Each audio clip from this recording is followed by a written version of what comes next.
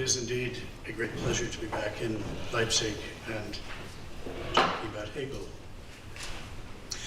Hegel opens the first paragraph of his introduction to the phenomenology of spirit by introducing his model of cognitive faculties, the one that he supposes will be most familiar to his readers in its Kantian form. He says, knowledge tends to be regarded as the instrument through which one takes hold of the absolute, or as the medium through which one discovers it. He thinks that no account that has this general shape can meet the most basic epistemological criteria of adequacy. By showing that, he hopes to make his readers appreciate the need for an alternative model, which he will then supply in the rest of the book. The general character of his complaint against construing cognitive faculties on the instrument or medium model seems clear enough. He offers a twofold summary. That model leads, first, to the conviction that there's an absurdity in the concept of even beginning a process of knowledge designed to gain for consciousness that which is in itself.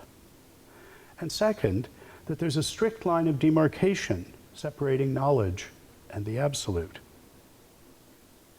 The first objection alleges that theories of the sort he's addressing must lead to some kind of skepticism, a failure to make intelligible the idea of knowing how things are in themselves, how they really are.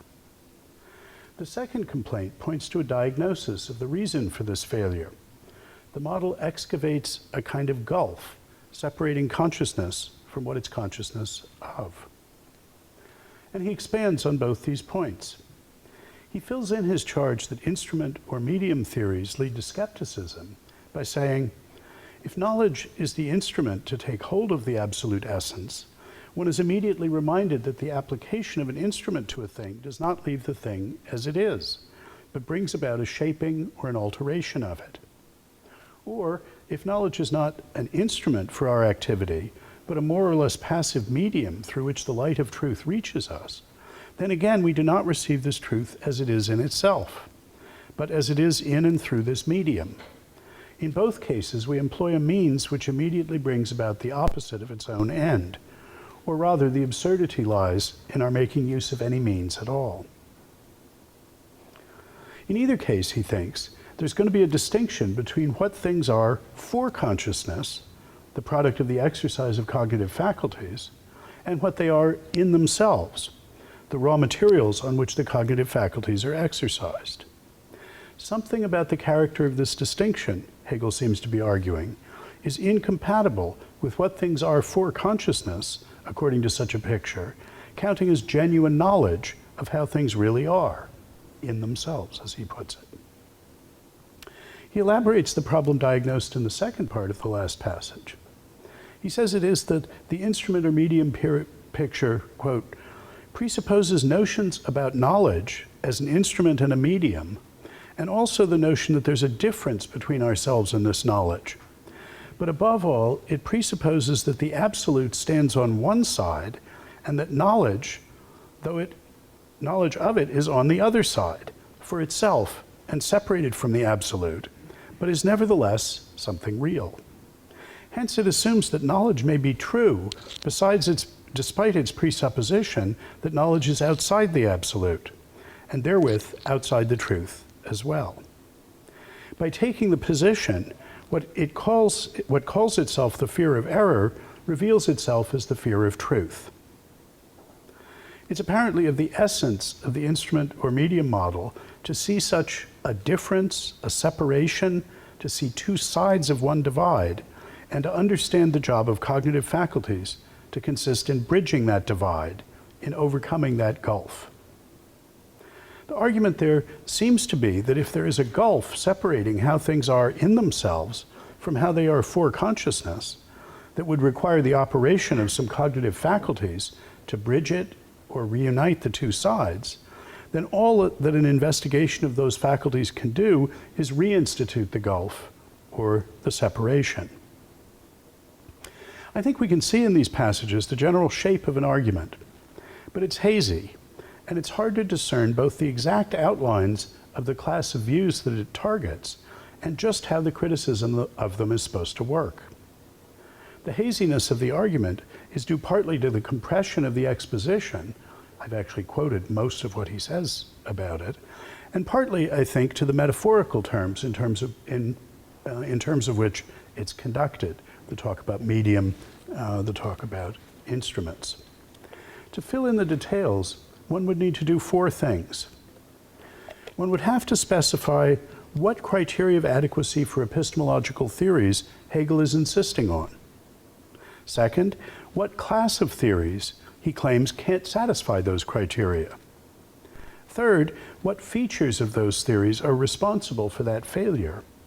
And fourth, exactly how the argument for that conclusion works. In the rest of this lecture, I'm going to offer one way of sharpening the argument that Hegel's putting on the table here along these four dimensions, and an initial characterization of the shape of the alternative model that Hegel proposes to replace instrument or medium models. I think that to get a better specification of the range of epistemological theories that fall within the target area of Hegel's argument, what he's metaphorically labeled the instrument or medium model, it'll help to start further back. The theories he's addressing are representational theories of the relation between appearance and reality. And representation is a distinctively modern concept. Pre-modern, originally Greek theories, understood the relations between appearance and reality not in terms of representation, but in terms of resemblance. Resemblance, paradigmatically one of the relations between a picture and what it pictures, is a matter of sharing properties. A portrait resembles the one portrayed insofar as it shares with its objects properties of color and shape. For instance, the color and shape of the nose, the ear, and the chin, perhaps as seen from some perspective. The thought behind the resemblance model is that appearance is veridical insofar as it resembles the reality that it's an appearance of. Insofar as it does not resemble that reality, it's a false appearance, an error. This was a very intuitive picture, but the rise of modern science made it unsustainable. Copernicus discovered that the reality behind the appearance of a stationary Earth and a moving sun was a stationary sun and a rotating Earth. No resemblance, no shared properties there. The relationship between reality and its appearance has to be understood in some more complicated way. Galileo produces a massively productive and effective way of conceiving physical reality in which periods of time show up as the lengths of lines, and the accelerations of objects show up as the areas of triangles. The model of resemblance is simply of no help in understanding this crucial form of appearance. The notion of shared property that would apply would have to be understood itself in terms of relations between this sort of mathematized, geometrized, theoretical appearance and the reality it's an appearance of. There's no antecedently available concept of property in terms of which a notion of resemblance could be used to understand that relationship. Descartes came up with more abstract meta-concepts of representation required to make sense of these scientific achievements and of his own. The particular case he generalized from to get a new model of the relations between appearance and reality, between mind and world, is the relationship he discovered between algebra and geometry. For he discovered how to deploy algebra as a massively productive and effective appearance of what, following Galileo, he still took to be an essentially geometrical physical reality. Treating something in linear discursive form, such as ax plus by equals c, as an appearance of a Euclidean line, and x squared plus y squared equals d as an appearance of a circle, allows one to calculate how many points of intersection they can have and what points of intersection they do have, and lots more besides. But those sequences of symbols do not at all resemble lines and circles. Yet Descartes' mathematical results, including solving a substantial number of geometrical problems that had gone unsolved since antiquity by translating them into algebraic questions, showed that algebraic symbols presenting geometrical facts in a form that's not only potentially and reliably veridical, but conceptually tractable. In order to understand how strings of algebraic symbols could be useful, veridical, tractable appearances of geometrical realities, Descartes needed a new way of conceiving the relations between appearance and reality. His philosophical response to the scientific and mathematical advances in understanding of this intellectually turbulent and exciting time was the development of a concept of representation that was much more abstract, powerful, and flexible than the resemblance model that it supplanted. He saw that what made algebraic understanding of geometrical figures possible was what we would call a global isomorphism between the whole system of algebraic symbols and the whole system of geometrical figures. That isomorphism defined a notion of form shared by the licit manipulations of strings of algebraic symbols and the constructions possible with geometrical figures. In the context of such an isomorphism, the particular material properties of what now become intelligible as representings and representeds become irrelevant to the semantic relation between them. All that matters is the correlation between the rules governing the manipulation of the representings and the actual possibilities that characterize the representeds. Inspired then by the newly emerging forms of modern scientific understanding, Descartes concluded that this representational relation, of which resemblance then shows up as only a primitive species, he saw this representational relation as the key to understanding the relations between mind and world, appearance and reality, quite generally. This was a fabulous tradition-transforming idea, and essentially everything that Western philosophers have thought since, no less on the practical than on the theoretical side, is downstream from it, conceptually and not just temporally, and whether we realize it or not.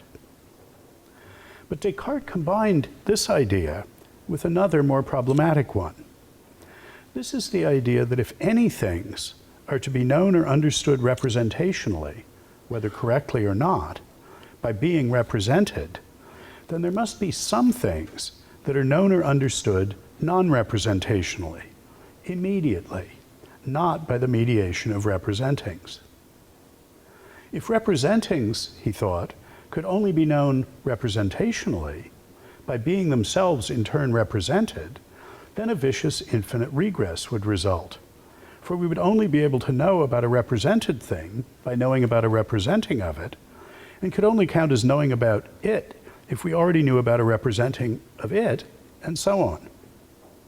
In a formulation that was only extracted explicitly centuries later by Josiah Royce, if even error is to be possible, if even misrepresentation is to be possible, never mind knowledge, then there must be something about which error is not possible, something we know about not by representing it, so that error in the sense of misrepresentation is not possible. If we can know or be wrong about anything representationally by means of the mediation of representings of it, there must, he thought, be some representings that we grasp, understand, or know about immediately, simply by having them. The result for Descartes was a two-stage representational theory that sharply distinguished between two kinds of things based on their intrinsic intelligibility. Some things, paradigmatically physical, material, extended things, can by their nature only be known by being represented. Other things, paradigmatically the contents of our own minds, are by nature representings and are known in another way entirely. They're known immediately, not by being represented, but just by being had, just by being there.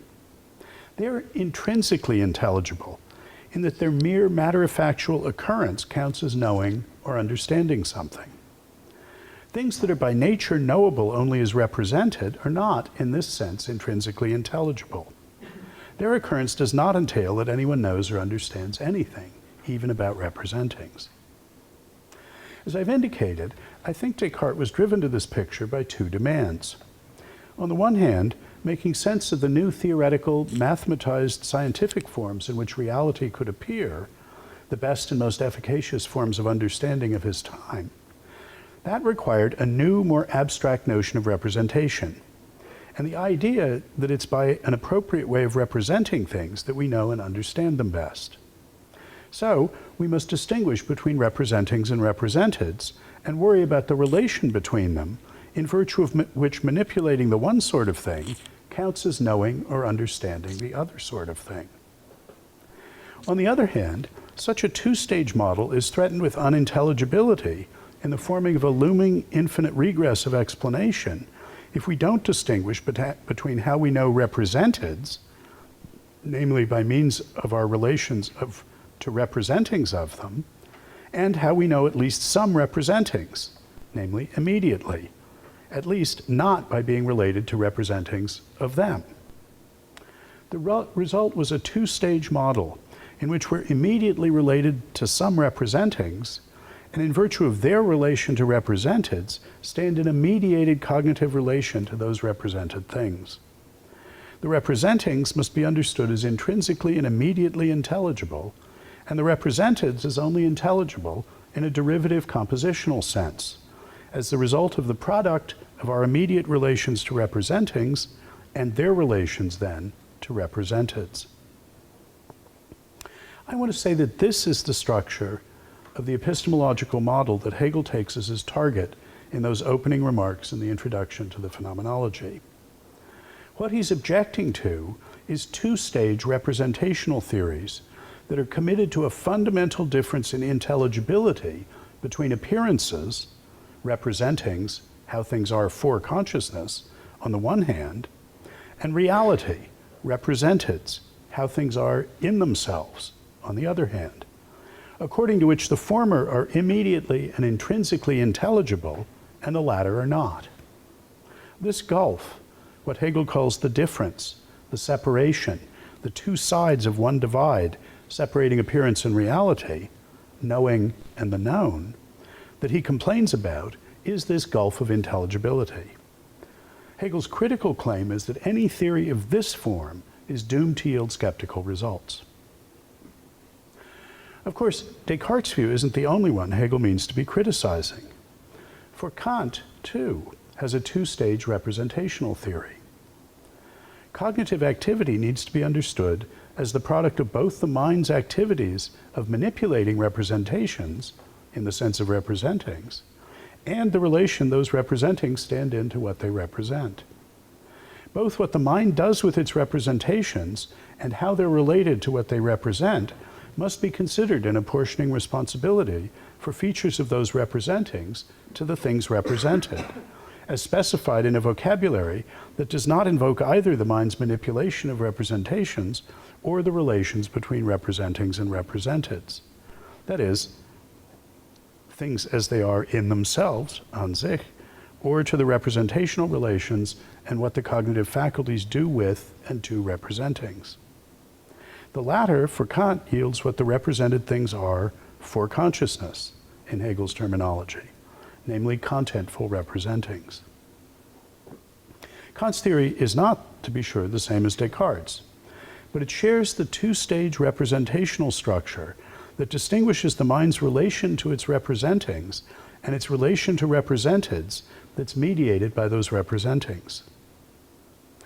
Although Kant does sometimes seem to think that we have a special kind of access to the products of our own cognitive activity, he certainly does not think of our awareness of our representings as immediate in any recognizably Cartesian sense. Awareness is apperception, and the minimal unit of apperception is judgment. To judge, for Kant, is to integrate a conceptually articulated content into a constellation of commitments that exhibits the distinctive synthetic unity of apperception. Doing that is extruding from the constellation commitments incompatible with the judgment being made and extracting from it inferential consequences that are then added to the constellation of commitments. This is a process that's mediated by the relations of material incompatibility and consequence that relate the concepts being applied in the judgment to the concepts applied in other judgments. So, Kant shares with Descartes the two-stage representational structure, but does not take over the idea that our relation to our own representations is one of immediate awareness. His view still falls within the range of Hegel's criticisms, however, because Kant maintains the differential intelligibility of representings and representeds. Representings are, as such, intelligibility, and what is represented is, as such, not. I'll call this commitment to a strong differential intelligibility of appearance and reality. The claim that the one is the right sort of thing to be intelligible and the other is not. Kant has a new model of intelligibility. To be intelligible is to have a content articulated by concepts. It's the concepts applied in an act of awareness, of apperception, that determine what would count as successfully integrating, he says synthesizing, that judgment into a whole exhibiting the unity distinctive of apperception. But the conceptual articulation of judgments is a form of representings contributed by the cognitive faculty of the understanding. It's not something we can know or assume to characterize what is represented by those conceptual representings, when those representeds are considered apart from their relation to such representings, that is, as they are in themselves. Now, of course, what's represented for Kant, we need to keep two sets of books. I'm running through this very quickly and crudely. On Hegel's reading, Kant is committed to a gulf of intelligibility, separating our representings from what the representings are, from what they are representings of, from what is represented as it is in itself, in the form of the view that the representings are in conceptual shape and what things are in themselves is not. Just to remind ourselves how much is at stake in Hegel's criticism of two-stage representational theories of the relations between appearance and reality that are committed to the differential intelligibility of the relata, it's worth thinking in this connection about Frege. For Frege, discursive symbols express a sense, a Sinn, and thereby designate a referent, a Bedeutung. Senses are what is grasped when one understands the expression, and the referents are what are thereby represented, what expressing that sense is talking or thinking about. A sense is a representing in that it's a mode of presentation, des Gegebenseins, of a referent. No more than Kant does Frege construe grasp of a sense as immediate in a Cartesian sense, according to which the mere occurrence of something with that sense counts as the mind's knowing or understanding something. Grasping a judgeable content rather requires mastering the inferential and substitutional relations it stands in to other such contents. But like Descartes and Kant, Frege thinks that grasping senses, understanding representations as representations, does not require representing them in turn, and that representings in the sense of senses are graspable in a sense in which what they represent is not, apart from special cases of indirect discourse.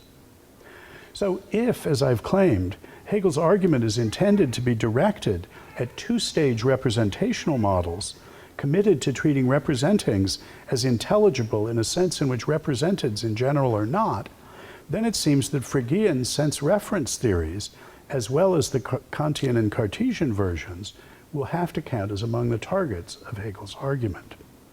So the stakes are high. In order to see whether there's an argument of the sort Hegel's after that tells against all theories of this kind, that is, all two-stage representational theories that are committed to a strong differential intelligibility of representings and representeds, we must next think about what criteria of adequacy for such theories Hegel is appealing to. In general, we know that what Hegel thinks is wrong with them is that they lead to skepticism. Further, he tells us that what he means by this is that such theories preclude knowing things as they are in themselves, as he says. I think part of what's going on here is that Hegel learned from Kant that the soft underbelly of epistemological theories is the semantics they implicitly incorporate and depend upon. And he thinks that two-stage representational theories committed to the strong differential intelligibility of representings and what they represent semantically preclude genuine knowledge of those representeds. I'll call the criterion of adequacy on epistemological theories that Hegel is invoking here the genuine knowledge condition. Obviously, a lot turns on what counts as genuine knowledge. But it's clear in any case that this requirement demands that an epistemological theory not be committed to a semantics, in particular a theory of representation, that when looked at closely enough turns out to rule out as unintelligible the very possibility of knowing how things really are. That's what we're calling genuine knowledge. I don't take it that the very existence of a contrast between how we know what's represented and how we know representings by itself demonstrates such a failure. Hegel's specific claim is that when that difference is construed as one of intelligibility in the strong sense, representings are intrinsically intelligible and representeds are not, then skepticism about genuine knowledge is a consequence. And he takes from Kant the idea that intelligibility is a matter of conceptual articulation. To be intelligible is to be specifically in conceptual shape.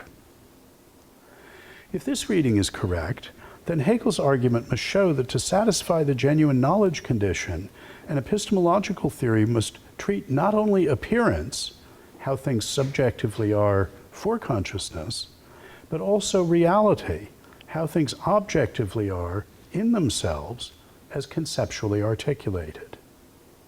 Again, what could count as a good argument for this claim obviously turns on what's required to satisfy that requirement. Both resemblance and representation models of the relations between appearance and reality have a story about what error consists in. That's what happens when antecedently intelligible properties are not shared, so that resemblance breaks down, or when there are local breakdowns in the globally defined isomorphism between the system of representings and representeds. In the middle paragraphs of the introduction, in which Hegel begins to present his alternative to two-stage representational epistemological theories committed to the strong differential intelligibility of representings and representeds, the treatment of error looms large. I think we can take it as an implicit criterion of adequacy Hegel is imposing on epistemological theories that they make intelligible the phenomenon not only of genuine knowledge, but also of error. I'll call this the intelligibility of error condition. The genuine knowledge condition and the intelligibility of error condition are epistemological constraints. The semantics presupposed by or implicit in an epistemological theory must not preclude the intelligibility either of genuine knowledge or of error, being wrong about how things really are or being right. We must be able to understand both what it is for what there is to appear as it is and what it is for it to appear as it is not. An epistemological theory that does not make both of these intelligible is not adequate to the phenomenon of our efforts to know and understand how things really are. Approaching epistemology from this semantic direction suggests that behind these epistemological constraints are deeper semantic ones. And I think that's in fact the case here. We can't read these off of Hegel's extremely telegraphic remarks in the text of the opening paragraphs of the introduction, but must, I think, infer them from the solution he ultimately proposes to the challenges that he sets out there. First is what we could, looking over our shoulders at Frege, call the mode of presentation condition. This is the requirement that appearances, representings, Fregean senses, must be essentially, and not just accidentally, appearances of some purported realities. One does not count as having properly grasped an appearing unless one grasps it as the appearance of something. When all goes well, grasping the appearance must count as a way of knowing about what it's an appearance of. Appearances must make some reality semantically visible or otherwise accessible. The claim is not that one ought not to reify appearances, think of them as things, but rather, for instance, adverbially, say in terms of being appeared to thusly. That's not a silly thought, but that's not the present point. The present point is that if the epistemological genuine knowledge condition is to be satisfied by a two-stage representational model, representings must be semantic presentations of representeds in a robust sense, in which what one has grasped is not a representation unless it's grasped as the representing of some represented. Further along, we'll see how Hegel, following Kant, understands this requirement. Taking or treating something in practice as a representing is taking or treating it as subject to a distinctive kind of normative assessment as to its correctness, in such a way that what thereby counts as represented serves as a standard for normative assessments of correctness. A second semantic constraint on epistemological theories that I take to be implicitly in play in Hegel's understanding of the epistemological genuine knowledge condition is that if the representational relation is to be understood semantically in a way that can support genuine knowledge, it must portray what is represented as exerting rational constraint on representings of it. That is, how it is with what is represented must, when the representation relation is not defective, provide a reason for the representing to be as it is. What we're talking or thinking about must be able to provide reasons for what we say or think about it. We can call this the rational constraint condition. Although he does not argue for this constraint in the introduction, I think in many ways it's the key premise for the argument that Hegel does offer. The thought is that the difference between merely responding differentially to the presence or absence of a fact or property and comprehending it, having thoughts that are representationally about it in the sense that if everything goes well, counts as knowledge of it, depends on the possibility of that fact or property being able to serve for the knower as a reason for having a belief or making a commitment. The central sort of semantic aboutness depends on being able rationally to take in how things are, in the sense of taking them in as providing reasons for our attitudes, which in virtue of that rational accountability then count as being about how those things are. Hegel learns from Kant to think about representation in normative terms. What is represented exercises a distinctive kind of authority over representings. Representings are responsible to what they represent. What's represented serves as a kind of authoritative normative standard for assessments of the correctness of what count as representings of it, whether correct or incorrect, just in virtue of being subject to assessments of their correctness in which those represented serve as the standard. The rational constraint condition adds that the standard, what's represented, must provide reasons for those assessments. In fact, in the context of Kant's and Hegel's view, this is not a further commitment, for neither of them distinguishes between norms or rules and norms or rules that are rational in the sense of being conceptually articulated. For them, all norms are understood just as conceptual norms. Norms and rules, or concepts, are just two ways of talking about the same topic. Conceptual norms are norms that determine what's a reason for what. For a norm to be contentful is for it to have conceptual content, a matter of what it can be a reason for or against, and what can be a reason for or against it. This is the only kind of content they acknowledge. The German idealists are rationalists about norms, in that the norms or rules are contentful exclusively in the sense of being conceptually contentful, determining what counts as a reason for what. The rational constraint condition accordingly fills in the sense of representation or aboutness on which the mode of presentation condition depends. And these two semantic conditions provide the crucial criteria of adequacy for satisfying the two epistemological conditions, the genuine knowledge condition and the intelligibility of error condition. For the intelligibility of genuine knowledge of, or error about, how things really are, turns on the rational normative constraint those realities exert on what counts as appearances or representings of those realities, just insofar as they're subject to normative assessments of those of correctness and incorrectness, knowledge or error, in which those realities serve as the standard in the sense of providing reasons for those assessments.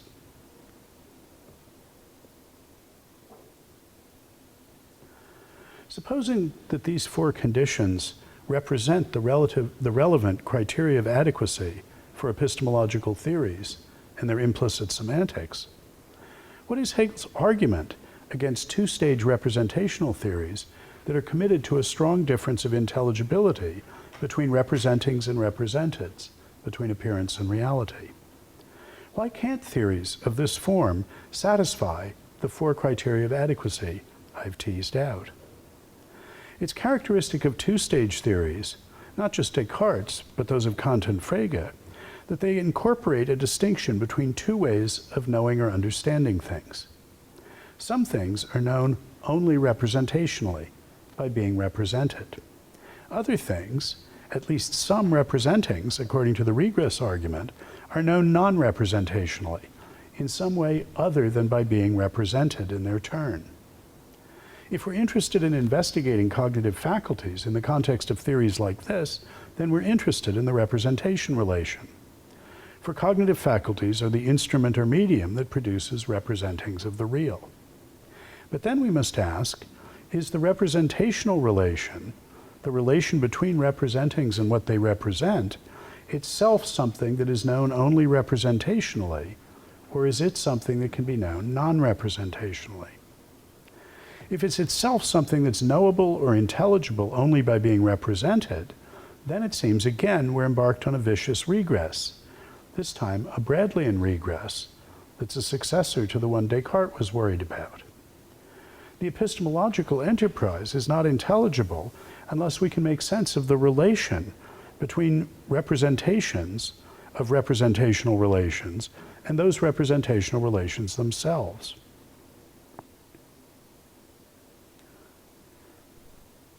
Until we've grasped all of an infinite chain of representings, of representings, of representings, of the relation between representings and representeds, we're not in a position to understand the representational relation, and hence not the instrument or medium of representation.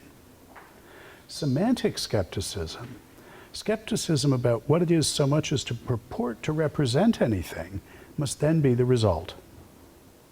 This argument is essentially the Cartesian regress of representation argument to the conclusion that there must be non-representational knowledge of representings, applied now not to the representings, but to the representational relations they stand in to what they represent. Again, if we know those only representationally, we're embarked on a vicious infinite regress. So, if epistemology, and so knowledge, is to be intelligible, it seems that within this sort of framework, we must embrace the other horn of the dilemma and take it that the representation relation is something that can itself be known or understood non-representationally. That in this respect, it belongs in a box with the representations or appearances themselves. Responding this way to the dilemma concerning our understanding of the representational relation is in effect acknowledging the mode of presentation condition. For it's saying that part of our non-representational understanding of appearances, of representings, must be understanding them as appearances, as representings of something.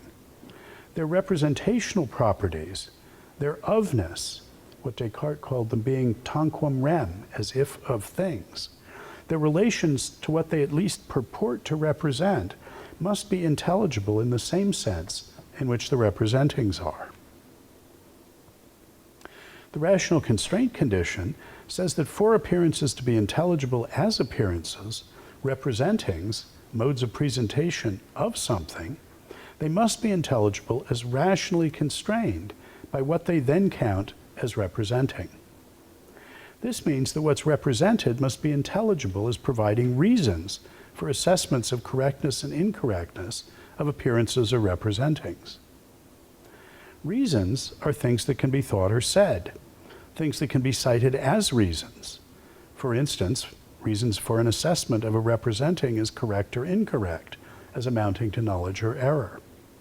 And that's to say that what provides reasons for such assessments must itself, no less than the assessment, be in conceptual form. Giving reasons for undertaking a commitment, for instance to an assessment of correctness or incorrectness, is endorsing a sample piece of reasoning, an inference, in which the premises provide good reasons for the commitment. It's to exhibit premises the endorsement of which entitle one to the conclusion. So the reasons, no less than what they're reasons for, must be conceptually articulated. Put another way, appearances are to be intelligible, graspable, in the sense that they're conceptually articulated. Understanding the judgment that things are thus and so requires knowing what concepts are being applied and understanding those concepts. One only does that insofar as one practically masters their role in reasoning, what their applicability provides reasons for and against, and the applicability of what other concepts would provide reasons for or against their applicability. If the relation between appearances and the realities they're appearances of, what they represent, how they represent things as being, is to be intelligible in the same sense that the appearances themselves are, so that the regress of representation is avoided, this must be because that relation itself is a conceptual relation, a relation among concepts or concept applications, a relation between things that are conceptually articulated. The conclusion is that if the rational constraint condition must be satisfied in order to satisfy the genuine knowledge condition and the intelligibility of error condition, if the rational constraint condition is a semantically necessary condition on satisfying those epistemological criteria of adequacy, perhaps because it's a necessary condition of satisfying the mode of presentation condition, which itself is a necessary semantic condition on satisfying the epistemological genuine knowledge and intelligibility of error condition, then those conditions cannot be satisfied by a two-stage representational theory that's committed to the strong differential intelligibility of representing and represented. If not only representings, but the representation relation must be intelligible in a sense that requires their conceptual articulation, then both ends of the representation relation must be conceptually contentful.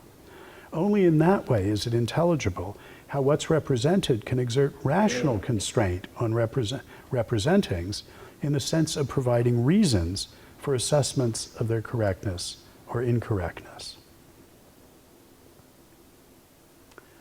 Now, I've been working to find a structure beneath what appears on the telegraphic, metaphor-laden surface of the text of the opening paragraphs of Hegel's introduction.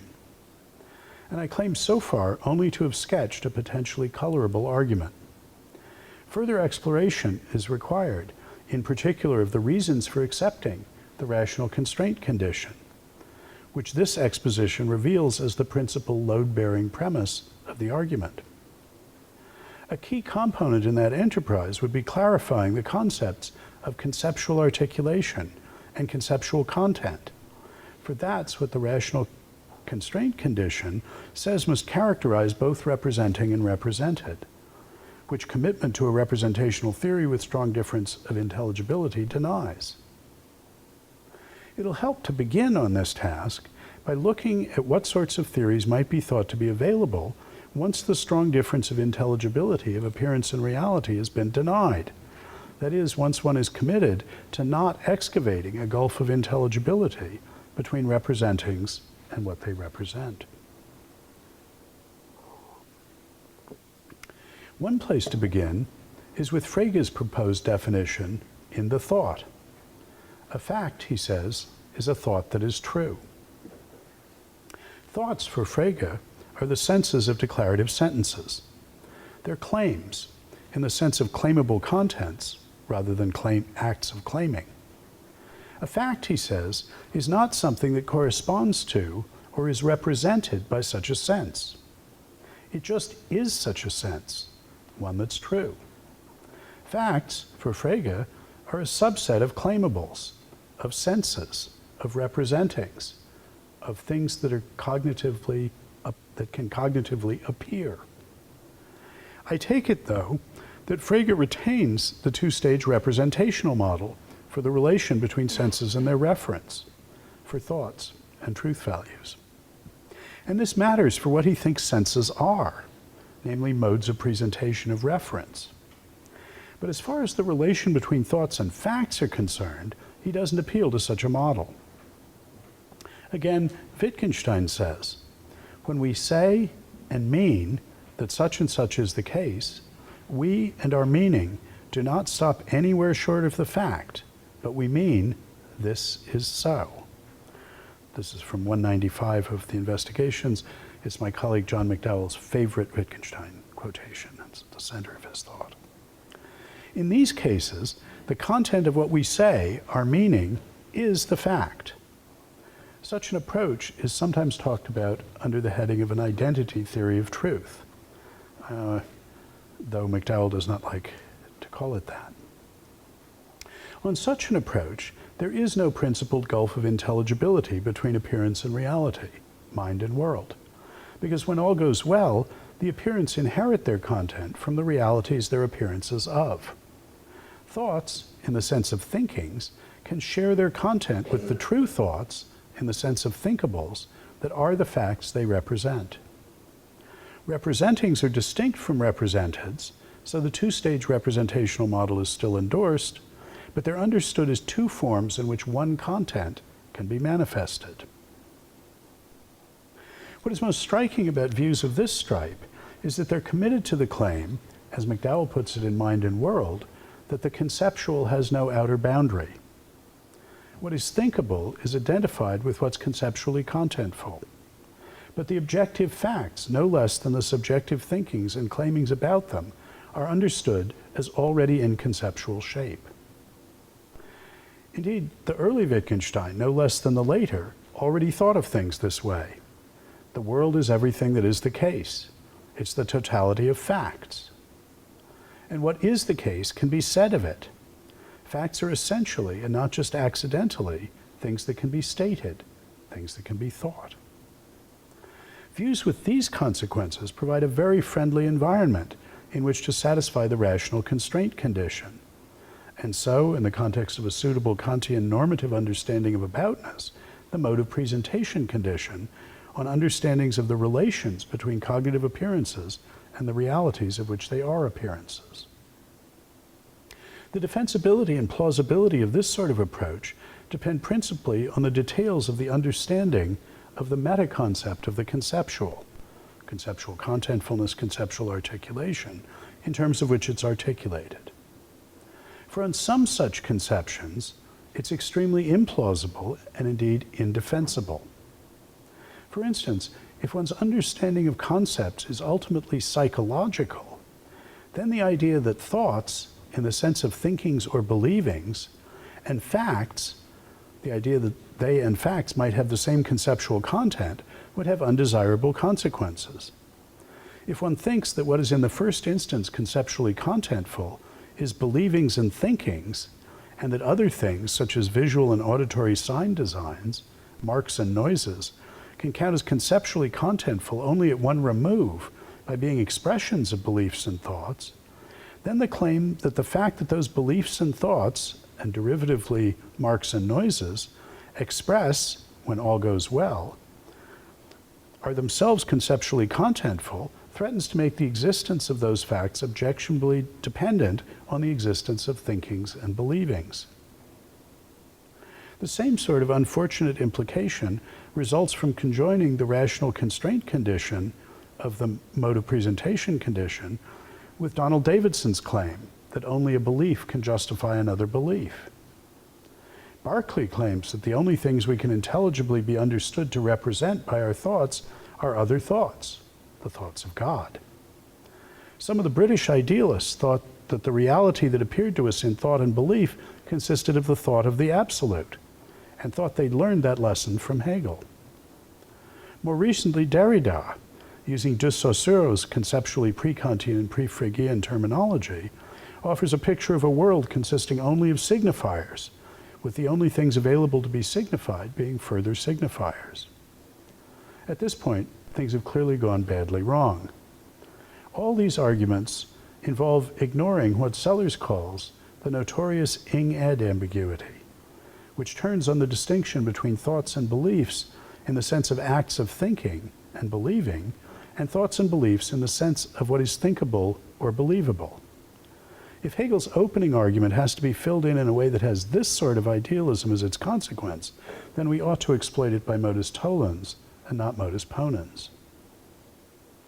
In fact, though, Hegel's idea is that the criteria of adequacy for accounts of the relations between appearance and reality that underlie his argument can be satisfied without untoward consequences in the context of quite a different, wholly non-psychological conception of conceptual contentfulness.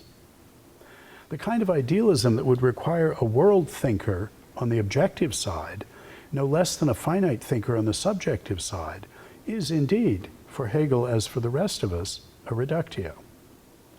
But what it should lead us to reject is not the claim that two-stage representational theories must avoid making strong distinctions of intelligibility between representings and representeds. But what it should lead us to reject is the claim that we shouldn't make strong distinctions of intelligibility.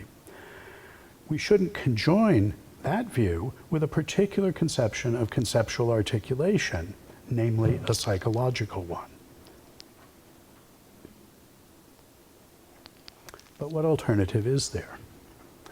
Hegel gets his concept of conceptual content from thinking about Kant's theory of judgment and taking on board his understanding of concepts as functions of judgment. Kant understands judging in normative and pragmatic terms.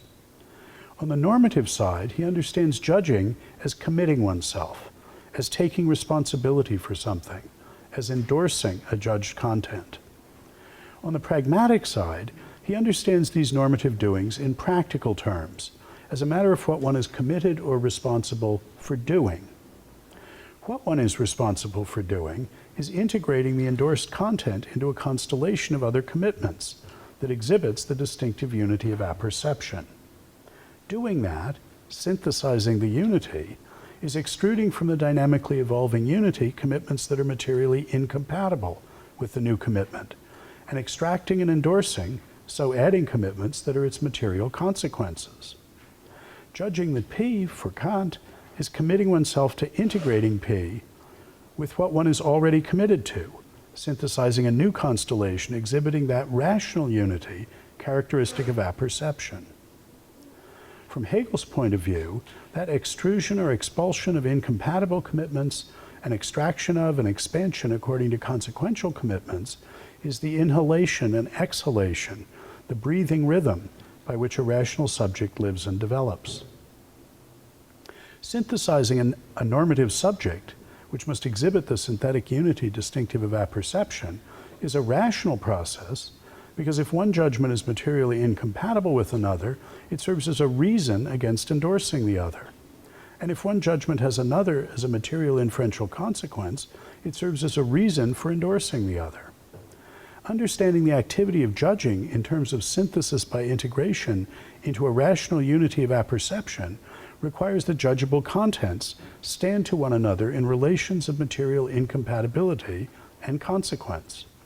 For it's such relations that normatively constrain the apperceptive process of synthesis, determining what counts as a proper or successful fulfilling of the judging subject's integrative task responsibility or commitment. Concepts, as functions of judgment, determine what counts as a reason for or against their applicability, and what their applicability counts as a reason for or against. Since this is true of all concepts, not just formal or logical ones, the incompatibility and inferential consequence relations the concepts determine must in general be understood as material, that is, as having to do with the non-logical content of the concepts, not just logical, having to do with their logical form. I've introduced the idea of conceptual content as articulated by relations of material incompatibility and consequence in Kantian terms of the norms such contents impose on the process of judgment understood as rational integration. They're providing standards for the normative assessment of such integration as correct or successful, settling what one has committed oneself to do or made oneself responsible for doing in endorsing a judgeable content. But I also said that Hegel's notion of conceptual content is not in any sense a psychological one. One could mean by that claim that what articulates conceptual content is normative relations, a matter of what one ought to do, rather than something that can be read immediately off of what one actually does or is disposed to do. That distinction is indeed of the essence for Kant and for Hegel. But in Hegel's hands, this approach to conceptual content shows itself to be non-psychological in a much more robust sense. For he sees that it characterizes not only the process of thinking on the subjective side of the intentional nexus, but also what's thought about on the objective side. For objective properties, and so the facts concerning which objects exhibit which properties, also stand in relations of material incompatibility and consequence. Natural science, paradigmatically Newton's physics, reveals objective properties and facts as standing to one another in lawful relations of exclusion and consequence. The two bodies subject to no other forces collide is materially, non-logically, that is because of the laws of nature, incompatible with their accelerations not changing. That the acceleration of a massive object is changed has as a material consequence, that is, it lawfully necessitates that a force has been applied to it. In the first case, the two ways the world could be do not just contrast with one another, they don't just differ, it's impossible, so Newtonian physics, not logic, tells us, hence physically impossible that both should be facts. And in the second case, it's physically necessary, as a matter of the laws of physics, that if a fact of the first kind were to obtain, so would a fact of the second kind. It follows that if by conceptual we mean, with Hegel, standing in relations of material incompatibility and consequence, then the objective facts and properties natural science reveals as physical reality are themselves always already in physical shape. They're always already in conceptual shape. Modal realism, the claim that some states of affairs necessitate others and make others impossible, the acknowledgement of the laws of nature, entails conceptual realism in this sense. It entails the claim that the way the world objectively is conceptually articulated. This is a non-psychological conception of the conceptual in a robust sense, because having conceptual content, standing in relations of material incompatibility and consequence, does not require anyone to think or believe anything. If Newton's laws are true, then they held before there were thinkers, and would hold even if there never were thinkers. The facts governed by those laws, for instance, early collisions of particles, stood in lawful relations of relative impossibility and consequential necessity to other possible facts, and hence on this conception of the conceptual had conceptual content quite independently of whether any subjective processes of thinking had gone on, were going on, or ever would go on in this or any other possible world. Hegel thinks that underlying this point about the conceptual character of objective reality is a deeper one. For he thinks that the idea of determinateness itself is to be understood in terms of standing in relations of incompatibility and consequence to other things that are determinate in the same sense. He endorses Spinoza's principle, omnis determinatio est negatio. For something to be determinate is for it to be one way rather than another. This thought is incorporated in the 20th century concept of information, due to Claude Shannon, which understands information in terms of the partition each bit of information establishes between how things are, according to the information, and how they were not. Everyone would agree, I take it, that if a property does not contrast with any properties, if it is not even different from them, then it's indeterminate. To know such an object had such a property would be to know nothing about it. Beginning already in the perception chapter of the Phenomenology, Hegel argues that determinateness requires more than mere difference from other things. It requires what he calls exclusive, ausschließend difference, and not merely indifferent, gleichgültig difference. Square and circular are exclusively different properties, since possession by a plane figure of one excludes, rules out, or is materially incompatible with possession of the other. Square and green are merely or indifferently different, in that though they are distinct properties, possession of the one does not preclude possession of the other. An essential part of the determinate content of a property, what makes it the property it is and not some other one, is the relations of material, that is non-logical, modally robust incompatibility it stands in to other determinate properties. For instance, shapes to other shapes and colors to other colors. We can make sense of the idea of merely different properties, such as square and green, only in a context in which they come in families of shapes and colors whose members are exclusively different from one another. An important argument for understanding determinateness Hegel's way, in terms of exclusive difference or material incompatibility, and this is the way that's pursued in the perception chapter, is that it's required to underwrite an essential aspect of the structural property between fundamental ontological categories of object and property, particular and universal. Aristotle had already pointed out a structural asymmetry between these categories. It makes sense to think of each property as coming with a converse, in the sense of a property that's exhibited by all and only the objects that do not exhibit the index property. Has a mass greater than 5 grams is a property that has a converse in this sense. But it does not make sense, Aristotle argues, to think of objects as coming with converses, in the analogous sense that there's another object that exhibits all and only the properties not exhibited by the index object. That's so precisely because some of those properties will be incompatible with one another and so cannot be exhibited by a single object. The number 9 has the properties of being a number, not being prime, being odd, and not being divisible by 5. If it had a converse, that object would have to have the properties of not being a number, being prime, being even, and being divisible by 5. But nothing can have all of those properties. It follows that a world that's categorially determinate, in that it includes determinate properties and relations and objects, distinguished by their properties and relations, and so has facts about which objects exhibit which properties and stand in which relations, any world that's categorially determinate must be determinate in Hegel's sense. The properties must stand to one another in relations of material incompatibility. And if they do that, they'll also stand to one another in relations of material consequence, since a property P will have the property Q as a consequence if everything incompatible with Q is incompatible with P.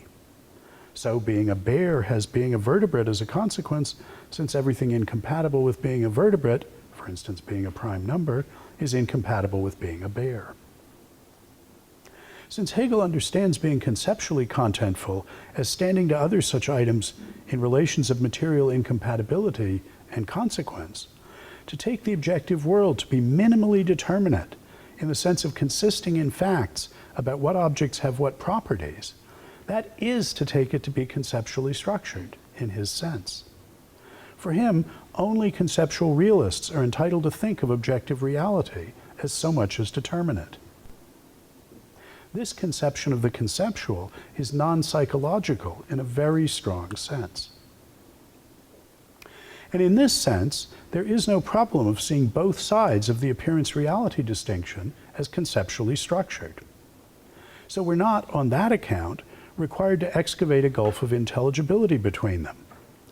And for the same reason, the principal obstacle to satisfying the rational constraint condition, and therefore the mode of presentation condition, is removed, though I haven't said anything positive about how that would go. And that means, in turn, that the semantic presuppositions that I've been reading Hegel as taking to make it impossible to satisfy the epistemological criteria of adequacy expressed by the genuine knowledge and intelligibility of error condition can also be avoided. Access to all of these desirable consequences is to be opened up by the non-psychological, structural understanding of the conceptual in terms of relations of material incompatibility and so consequence. Hegel's term for what I've been calling material incompatibility is determinate negation, bestimmte Negation. His term for what I've been calling material consequence is mediation, Vermittlung, after the role of the middle term in classical syllogistic inference. The first is the more fundamental concept for Hegel, perhaps in part because, as I just argued, wherever there are relations of incompatibility, there will be relations of consequence. Hegel often contrasts determinate negation, material incompatibility, with what he calls formal or abstract negation, namely logical inconsistency. Square is a, not the, determinate negation of circular, where non-circular is the, not a, formal negation of it. These are Aristotelian contraries rather than contradictories. We're in a position to see that the choice of the term determinate to mark this difference of two kinds of negation, two kinds of difference, is motivated by Hegel's view that it's just relations of determinate negation, Aristotelian contrariety, material incompatibility, in virtue of which anything is determinate at all. And that's as true of thoughts as it is of things, of discursive commitments on the side of subjective cognitive activity, no less than of facts on the side of objective reality that the subject knows of and acts on. That's why, though the conception is at base non-psychological, Hegel's meta-concept of the conceptual does apply to psychological states and processes. Thinkings and believings, too, count as determinately and so conceptually contentful, in virtue of standing to other possible thinkings and believings in relations of material incompatibility and consequence. But our subjective commitments conceptually contentful in the same sense in which objective facts are, even given Hegel's definition. When we say that being pure copper and being an electrical insulator are materially incompatible properties, we mean that it's impossible, physically, not logically, that one and the same object at one and the same time has both properties. But when we say that the commitments to A's being pure copper and A's being an electrical insulator are materially incompatible commitments, we don't mean that it's impossible for one and the same subject at one and the same time to undertake both commitments. We mean rather that one ought not to do so. That ought has the practical significance that violating it means that one is subject to adverse normative assessment, that any subject with two commitments that are materially incompatible in this sense is obliged to do something, to relinquish or modify at least one of them so as to repair the inappropriate situation. But it's still entirely possible for a subject to find itself in this inappropriate normative situation.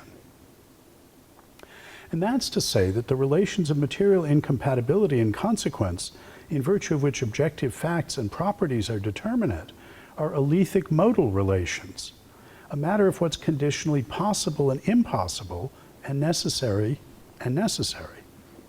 The relations of material incompatibility and consequence, in virtue of which the commitments undertaken and predicates applied by discursive subjects are determinate, are, by contrast, not alethic modal relations, but deontic normative relations, a matter of what one is conditionally entitled and committed to.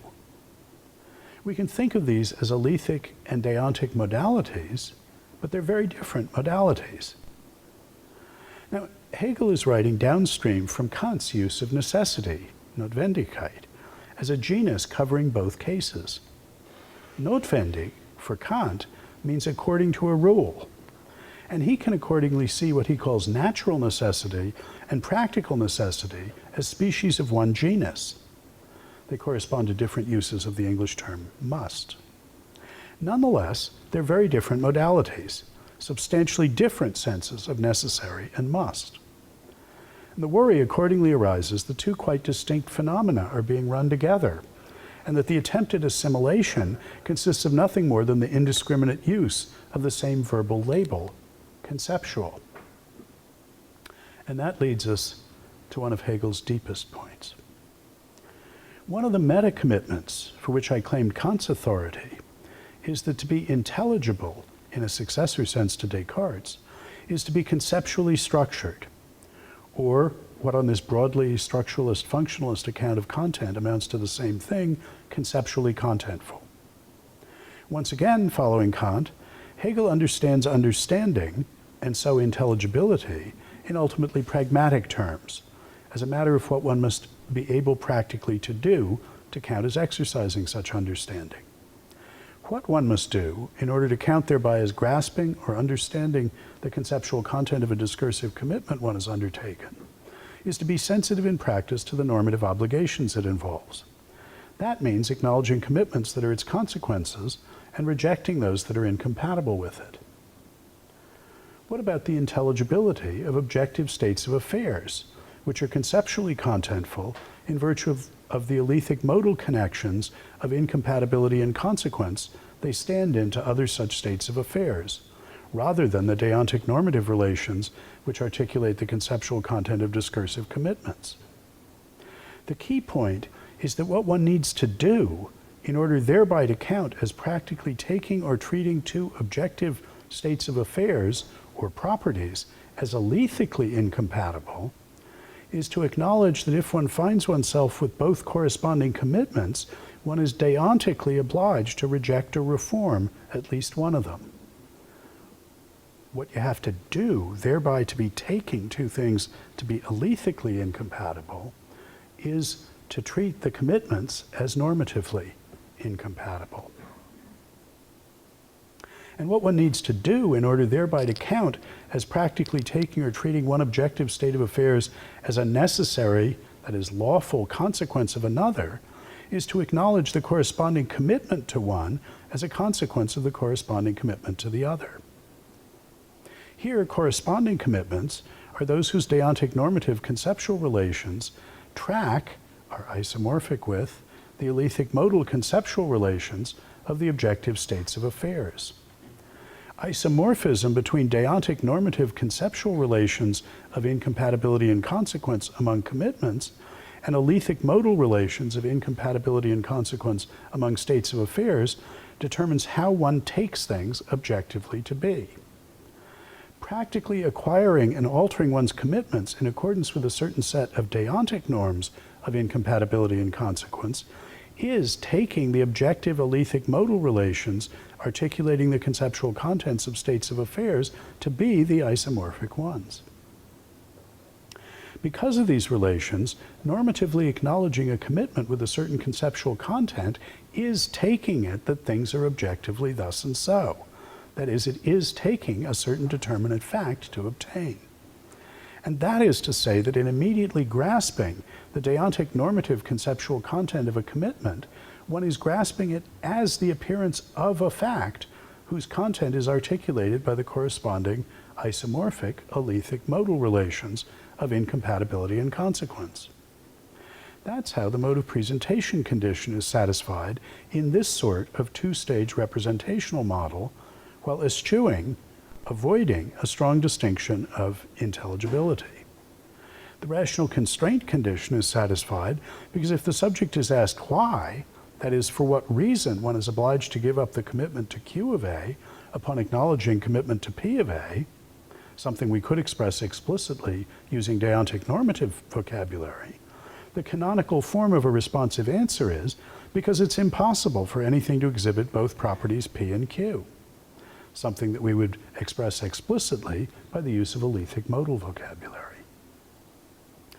The genuine knowledge condition is satisfied on this model in the sense that it's not semantically precluded by the model that the epistemic commitment to isomorphism of the subjective norms of incompatibility and consequence and the objective modal facts, which is implicit in the semantic relation between them, according to the model's construal of representation, should hold objectively. And the model also makes sense of the possibility of error. That is, it satisfies the intelligibility of error condition. For following Kant, it construes the representation relation in normative terms. In manipulating, acquiring, and rejecting commitments according to a definite set of conceptual norms, that is, deontic relations of incompatibility and consequence, one is committing oneself to the objective modal facts, to the alethic relations of incompatibility and consequence being a certain way, as well as to the ground level empirical determinate facts they articulate being as one takes them to be. So the model also says what must be the case for the isomorphism relation to fail to hold in fact. Then one has gotten the facts wrong, perhaps including the facts about what concepts actually articulate the material world. Well, in this lecture, I've aimed to do 6 things. To demarcate explicitly the exact range of epistemological theories that fall within the target area of Hegel's criticism. To set out clearly the objection that he's making to theories of that kind. To formulate Hegel's criteria of adequacy for a theory that would not be subject to that objection. To lay out the non-psychological conception of the conceptual that will form the backbone of Hegel's response. To sketch the general outlines of an epistemological and semantic approach based on that conception of the conceptual, and to indicate how such an approach might satisfy the criteria of adequacy for a theory that's not subject to Hegel's objection. Now, the introduction that I'm reading in these 3 lectures in this series is 18 paragraphs long. I've been discussing 7 of them today. I'll discuss about the next 7 of them in the next lecture tomorrow, looking more closely at the notion of representation that I take Hegel to construct out of these elements, and particularly the notion of error that is at the base of it.